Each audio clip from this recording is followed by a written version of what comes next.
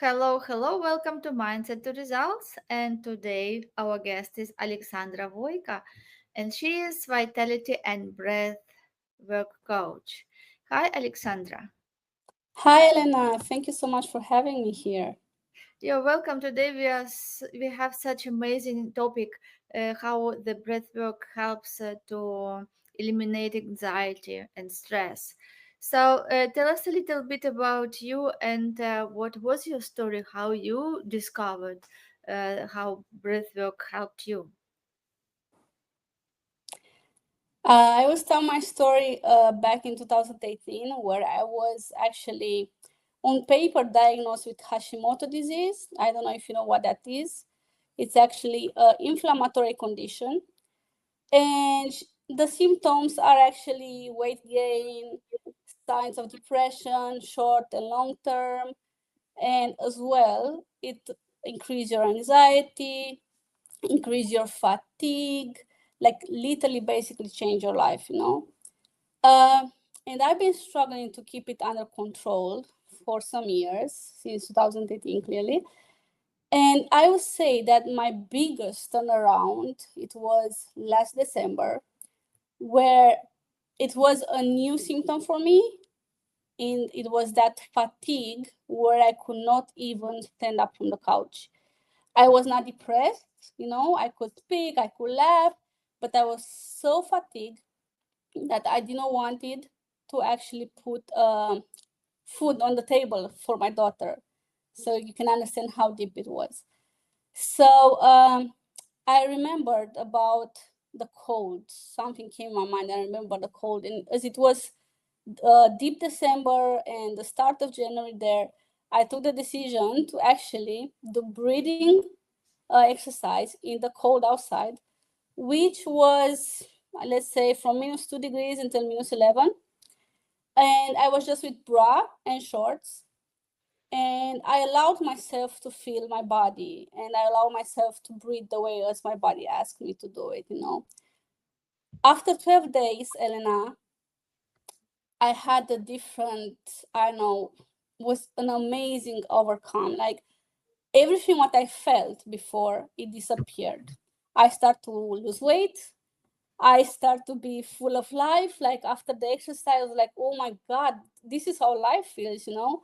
Uh, it was simply so amazing that even my libido skyrocket. Like for people who struggle with Hashimoto, they know that this hormonal imbalance reduce a lot your libido. So it was literally the turning point in everything. And I said, I need to speak more about it. I need to speak more about how this actually helped me. And as well, it really reduced my anxiety because I was able to do the things that I wanted to do. Was not anymore the thing that, oh, I would like to stand up and spend time with my family, but I cannot do it. And that was actually before the breathing exercise. I was feeling my anxiety, which would lead to, of course, sleep reduction or poor quality sleep, or even other body symptoms, other health issues.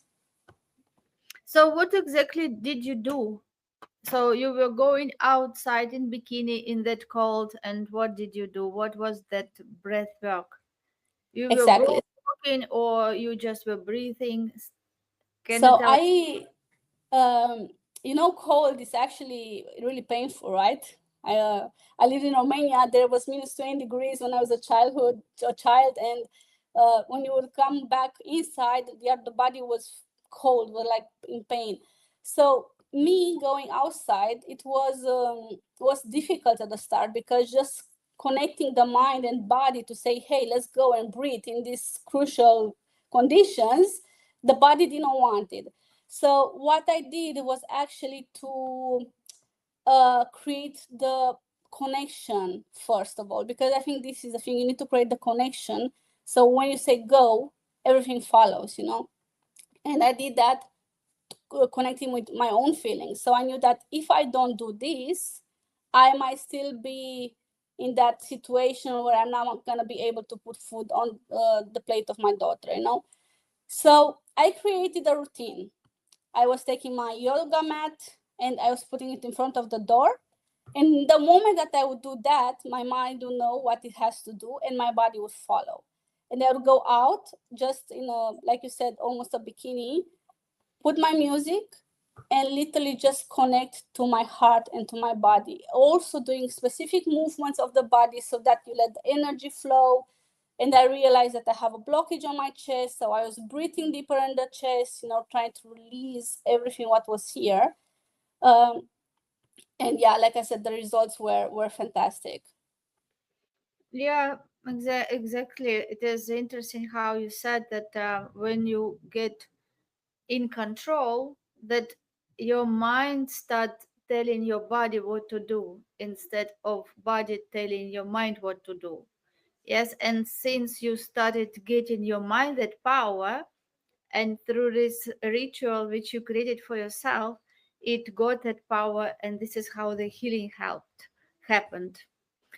So you said that you had anxiety. Can you tell us what it feels like? What is anxiety? Well, anxiety, it's that heavy feeling on your chest. Is that fear of what comes. It's, of course, for every single one of us, it might be different.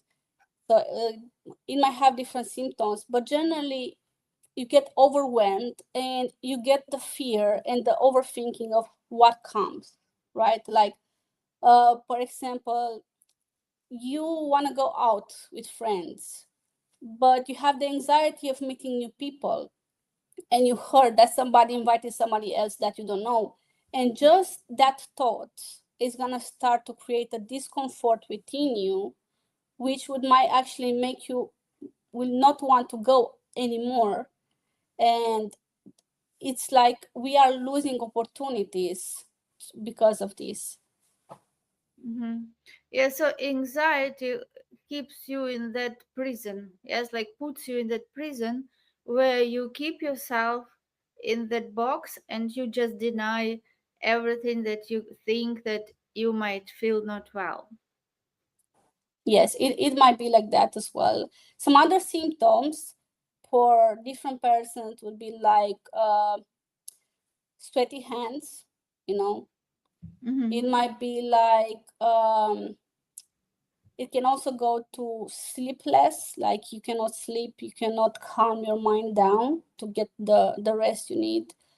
Um, it's also like you said, it creates a prison because it literally clouds your mind and you lose your identity. You don't know who you are anymore, and you don't know um, how to get out of it, how to be yourself again. And requires a lot of self-awareness and changing to actually go out of this prison, as you call it. Mm-hmm. Yeah, thank you for sharing your experience and how anxiety affects our life and business. um, Interesting question. Anxiety, it's all about, as we said, decision making, right? Like you take the decision if you still want to go out with your friends when you heard that there is something out of your comfort zone out there. So when you are in an anxiety phase and you have that cloud over your mind, you actually cannot take rational decisions, which leads actually to feeling overwhelmed. For example, if you have a lot of clients and a lot of meetings, you start to feel overwhelmed. And if any more meeting comes in your schedule, you're gonna feel like, oh my God, I cannot do it, you know? And you start to back up. Like they're coming negative emotions to you, you start to back up, you start to um, don't feel so confident anymore in the things that you used to know. And this can actually lead to a lot of financial loss because you lose the clients, you lose the opportunities, you can rush with decisions as well. For example, I'm just gonna give an easy example for the people who are trading. Trading is a really emotional process, and if somebody trades with anxiety, it's just gonna have in the mind, oh my God, I need to re-earn what I lost, and you just go in with it. You don't think rational anymore to actually create a risk reward. So it does influence a lot our decision making in business and also in financial situation. Yes, exactly. And what are the symptoms of the anxiety? As I said before, it's different from every person, right? For Mm-hmm. example, if we go to a physical symptom, it might be sweaty hands, it might be upset stomach, it might be sleepless nights, it might be tension in your body and like a weight on your chest. Uh, Also, if we go to the emotional symptoms, you can feel that you are not in control anymore. You feel you doubt yourself a lot. Like I said, you don't have the power of clarity anymore in your life. You lose your identity. um, you are overwhelmed, and any kind of small situation overwhelms you. uh, Going out of the comfort zone is just adding to your feelings, and any kind of change, for example, would actually also uh, make you feel more restless. So they are depending a lot on the person and how it's actually go through it and how is his own approach to it. The symptoms are different. Yes, thank you. So let's speak about another topic about related to anxiety as how how anxiety can fuel procrastination. Oh, another really good question. So procrastination and anxiety, they go hand in hand. And it's such a vicious cycle, right? Because we want to do things, but procrastinating, we let it for later. But this doesn't mean that you don't have things to do anymore, right? So that stays in the back of your mind over and over, which leads to a strong anxiety because you did not do what you had to do it. So procrastinating is actually adding a layer on top of your anxiety, right? And having that anxiety is gonna add to your procrastination. Okay, Mm-hmm. so you're not gonna want to do the tasks that you need to do them because you feel anxious and you don't know how to control it and how to calm down to actually focus and have a clear mind to do the tasks. Yeah, and vice versa. Also, procrastination fuels anxiety because when Exactly. people don't make decision, this task stays as incomplete, and it is still in the mind that I have to do that, I have to do that, I didn't do that, I didn't do that, when I will do that. Yes, and not doing things, it causes anxiety. Yeah, because it is stays there and like a load, like something that is has to be done. And I know many people who have business, even like are executives, they have this problem to procrastinate and putting off the important tasks. Yes, and this how anxiety increases. Exactly. Yes, so let us speak about the techniques. How you think people can do something by themselves, as you did. You found that very brave, brave method, because you just decided that you wanted to change it. Yes, and you just made that bold decision. Just go to that cold and do breathing exercises on the mattress in front of your door from outside. Yes, so let's speak about this more. Like, what exactly happening when people do the breath work and put themselves in that cold, in that cold situation. So one thing that I would like to speak here about, it's really important to have the self-awareness, right? So you need to recognize the symptoms, because when you do it, you actually know what you are dealing with. And there you can tap into the breathing exercises that are actually good for you. For example, as I said, anxiety creates different symptoms. So let's take somebody who one of the symptoms is actually sleep deprived. Okay, he cannot stop the mind of thinking and cannot get a good rest in the night. So in this case, you will tap in some breathing exercise that are actually going to activate your parasympathetic nervous system, which is the calm part of our autonomous nervous system. And that would help you to actually decrease the anxiety and feel calm, and will lower your thoughts, and you'll be able to breathe better and breathe more in your lower part of the body, which would actually lead to a good night rest. If you are dealing now with fatigue, as I was doing, right, then is needed to take a different action, a different breathing exercise, which will actually tune in stress reduction, which could be, for example, going to the cold, taking cold showers or ice bath. Breathing and cold showers actually lower the cortisol, which we know that cortisol is the stress hormone, right?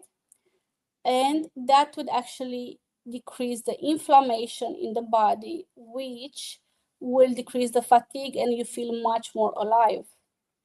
Um, so this is really important to speak about, because you need to know which kind of symptoms you have from the anxiety, so you know how you deal with them and which breathing exercise you should actually use in the moment. Thank you. And nowadays, many people have depression. Yes, anxiety, depression. So how do they relate it? How anxiety related to depression? um, as I said before, anxiety, it's really making us not think straight anymore. One thing is that you cannot express your emotions. You get the fear of expressing yourself, of being yourself. Suppressed emotions and negative emotion leads to depression. You start to create a situation for yourself where you might feel alone. You might feel that the world that you are living in is a totally different world that you knew, right? Um, so anxiety does fuel a lot the depression. I actually wrote about it today in an article about one situation where I was in a huge depression, and how breath helped me go out of it. So again, our feelings and how we suppress them, it can lead to different kind of um, symptoms in our body, right? It's one can be physical or one can be emotional, and the emotional part, the emotional, where you feel like really strong overwhelmed, where you feel like you have a lot of responsibilities in your life, where you feel that you are not worth it somehow, which can be just a symptom of anxiety. All this can lead to depression. And depression actually, it's a thing that people start to speak more about it nowadays, which is good, because it is real and it is a mental state, right? And as well, anxiety, it is a feeling. It's a feeling, it's a situation in our body that we need to acknowledge it. um, so they feel themselves a lot. It's exactly, procrastination is not as deep as depression, but it is a form, of pre-depression, because it's already something happening with us. It's already something happening with our feelings and bottling them up, if that makes sense. Mm-hmm. Yes. And how people can eliminate this anxiety, like deal with anxiety with ice bath. I know that you practice ice bath, so let's speak about this a little bit, because I think not many people do that and know how effective it can be. Um, Elena, do you know that feeling where sometimes you just turn out a bit the shower towards the cold without wanting any heat? It hits your body like, oh, is that shock? Um, so when you go in the ice bath, you have a shock for your mind and your body. It's a shock, and they say, no, no, no, no, no, go out of there. I don't like it. You are totally way out of your comfort zone, right? And when you actually control it, and not just control it, you learn how to breathe through it.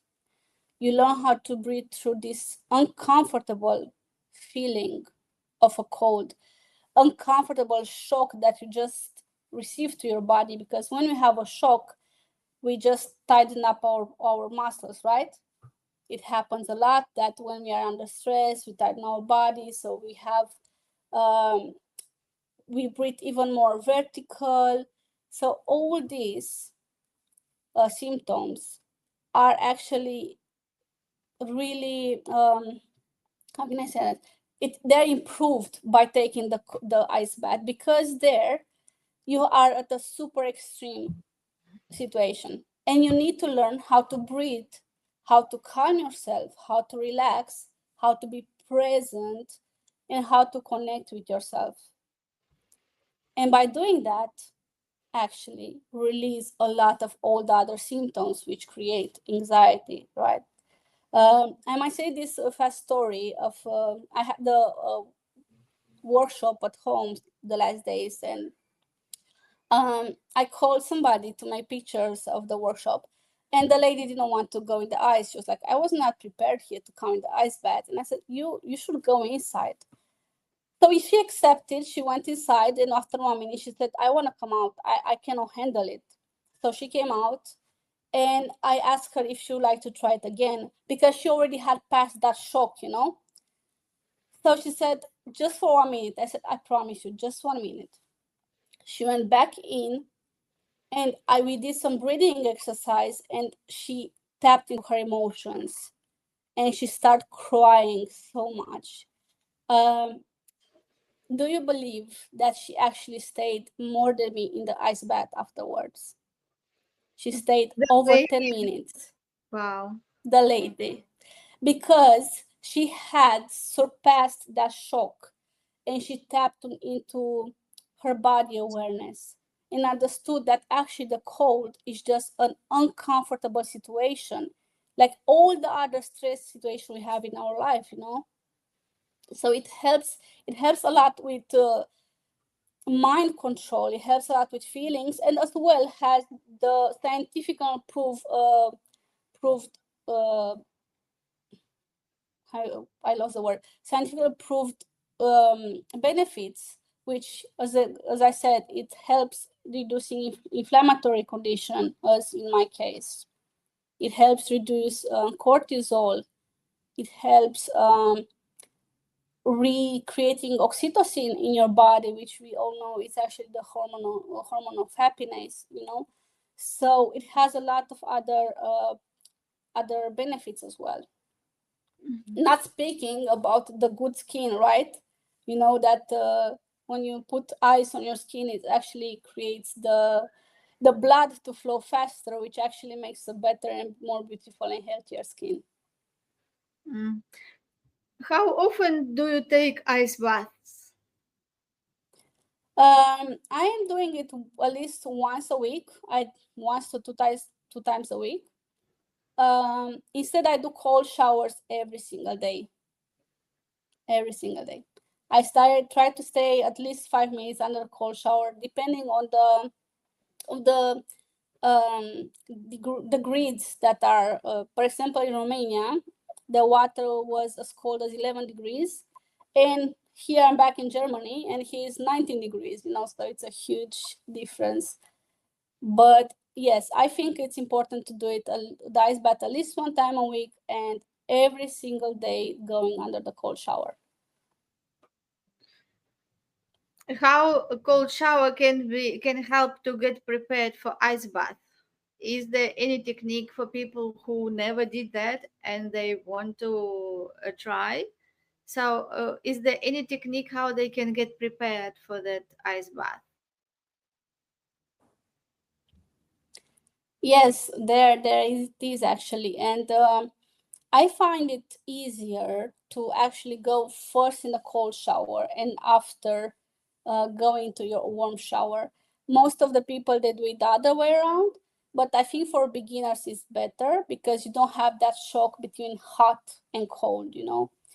I would say it's good to start with 15 seconds. You know, like first of all, you need to inhale deeply, exhale deeply, inhale deeply, exhale deeply, and going under the shower. And while you are under the shower, the secret is actually to exhale long. Why? Once you exhale, your muscle cannot create the tension, you know?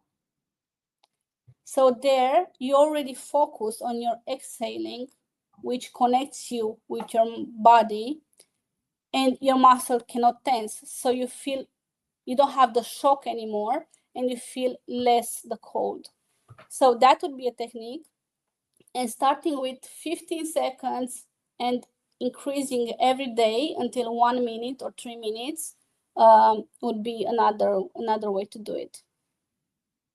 So, how many days you think will take for person to get himself ready for the ice bath?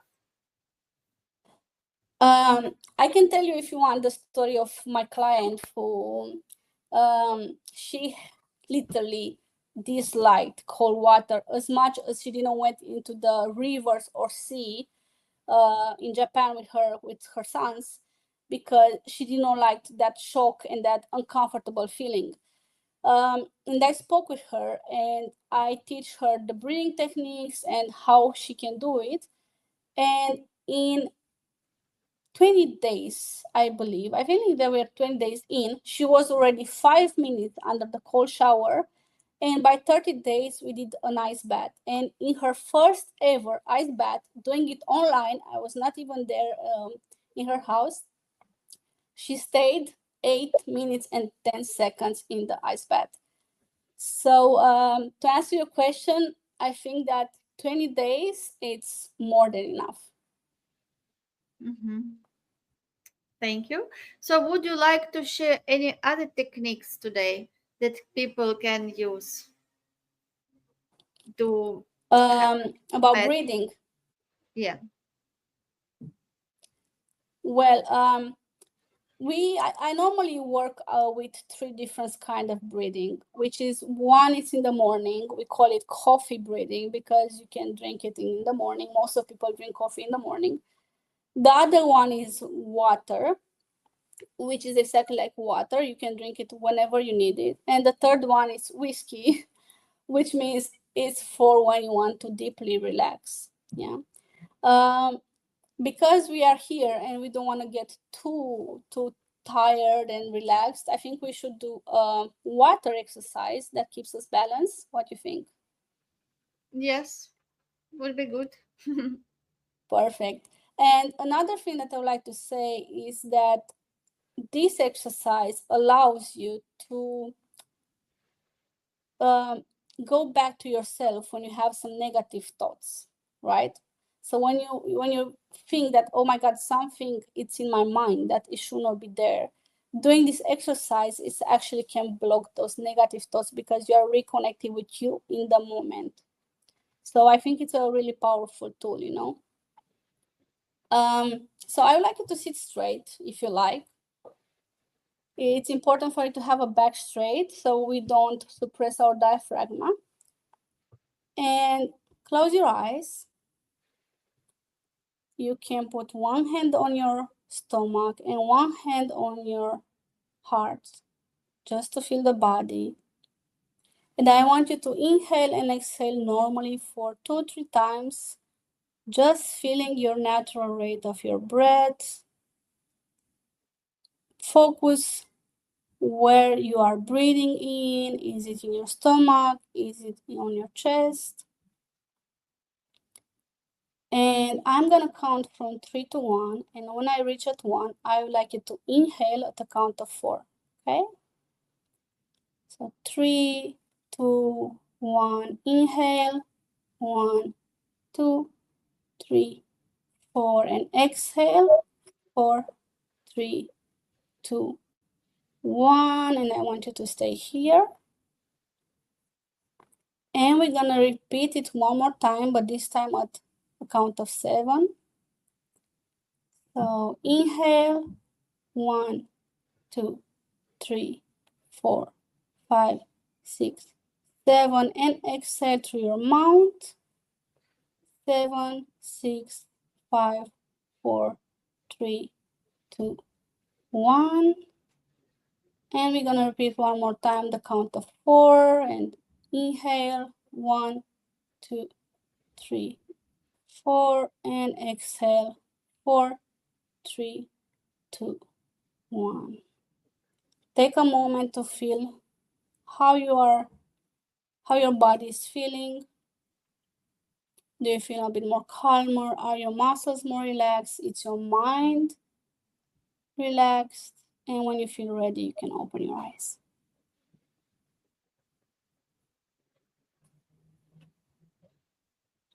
Yeah, I think it is very relaxing.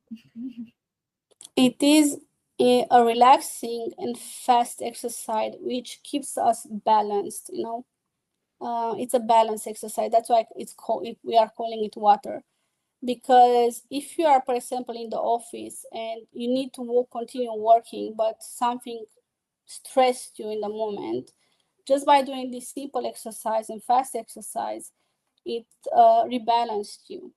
So you are still aware, you are still focused, you are not feeling sleepy, but you are calm. We just entered right now in our parasympathetic nervous system, which is also the creative part of us. Yes, and it is very relaxing. I think it is also good before sleep. Yeah, just to release all this tension and just become calm and relaxed. So, is this the technique which we use when we take ice bath? No, this is not the technique we use when we take an ice bath. When we take an ice bath, we actually warm up the body with a strong and powerful breath work, and by doing that you are over oxygenating yourself and you feel like nothing can touch you. So you are also creating the connection between your mind and the body, so when your mind says go in the water, you're just gonna jump. You're not gonna overthinking it. And when you are in the ice bath, there is where you're gonna actually use another breathing where you exhale for a long time, because again, the moment when we exhale, we cannot tense our body. So that shock, it's actually it's different. You take different on it. You can tense your body at a smaller amount. Actually, it's not that you cannot tense your body at all, but you gotta tense it at a smaller amount, which makes you not feel so much the cold. And there are also other breathing techniques which makes you create heat from inside, so that when you are in your ice bath, you don't lose the heat. You lose heat through your skin, but by rebuilding it from inside, you actually maintain your temperature at the 37, 36 degrees. And for that cause, you can stay longer in the water. So, what should be the breathing then? Like it inhale for 4 and then exhale for 6, or what is For the count for that? For the ice bath, Yeah. no, for the ice bath, it's a really um, deeper. For example, you engage your diaphragm, you push your belly out when you inhale, as much as a bowl, you know. You inhale through your diaphragm, you push it out, and when you exhale really long, and you need to control your breath. You cannot allow the breath to control you. I can show you quickly. I don't know if you can see my belly, but you inhale and you exhale.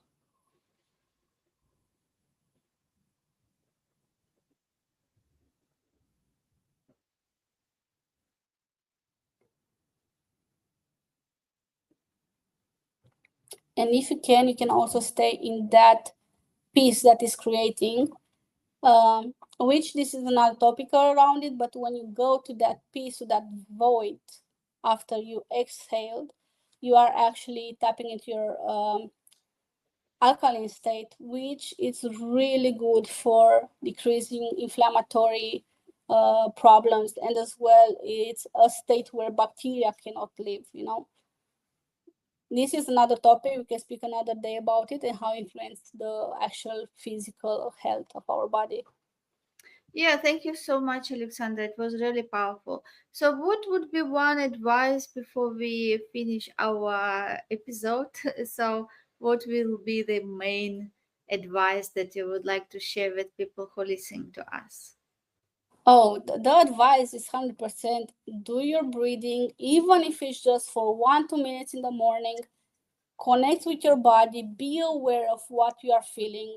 If you woke up stressed, if you woke up happy, if you woke up excited, if like what is happening with you, and jump into the cold shower, because that will actually activate everything in your body to give you fuel, to give you life, to be focused, to be aware, and you gonna make better decision. You can think faster for your project. The creativity, it's blossoming, and as well it's increasing a lot our libido. So just go for it. Yeah, thank you so much, Alexandra, for this amazing interview and what you shared and this transformation which happened with you from having that anxiety and fatigue and not being able to put food on the table for your daughter, and now teaching people about this life changing experience. It is really exciting, and I'm sure that many people who listen to us will. Uh, Use this knowledge and experience, and also will contact you to know more. So thank you so much for being amazing guest, and I'm looking forward for our future conversations. Thank you so much for inviting me, Elena. I'm sorry I was a bit nervous. I lost my words on the way.